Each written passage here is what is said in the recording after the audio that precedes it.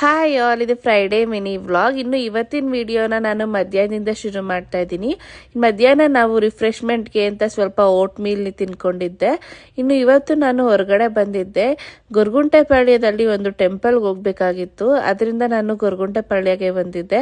ಆಟೋದಲ್ಲಿ ನನ್ನ ಮಗಳು ಕೂಡ ಕೂತ್ಕೊಂಡಿದ್ಲು. ನಾವು ಆಟೋದಲ್ಲಿ ನಾನು, ನಮ್ಮ ಅತ್ತೆ, ನನ್ನ ಮಗಳು ಮತ್ತು ನನ್ನ ಮಗ 4 ಜನನು ಕೂತ್ಕೊಂಡಿದ್ವಿ. ನನ್ನ ಮಗ ಆಟೋದಲ್ಲಿ ಆಲ್ರೆಡಿ ನಿದ್ದೆ ಮಾಡಿಬಿಟ್ಟಿದ್ದ.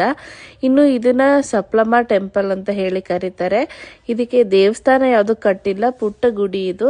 ಆದ್ರೆ ಇಲ್ಲಿ ಅನ್ಕೊಂಡಿದ್ದೆಲ್ಲ ನಿಜ ಆಗುತ್ತೆ ಅಂತ ಹೇಳ್ತಾರೆ. ಇನ್ನು ಅದನ್ನ ಪೂಜೆ ಎಲ್ಲ ಮುಗಿಸ್ಕೊಂಡು ಸ್ವೀಟ್ ಸೆಂಟರ್ಗೆ ಹೋಗಿ ಸ್ವೀಟ್ಸ್ ತಗೊಂಡೆ. ಇನ್ನು ನನ್ನ ಮಗನ್ಗೆ ಕಾಲ್ಗೆಜ್ಜೆ ಚಿಕ್ಕದಾಗ್ಬಿಟ್ಟಿತ್ತು ಸೈಜ್ ಅಂತ. ಎಕ್ಸ್ಚೇಂಜ್ ಮಾಡಿ ಬೇರೆ ಹೊಸ ತಗೊಳ್ಳೋಣ ಅಂತ ಬಂದಿದ್ದೆ.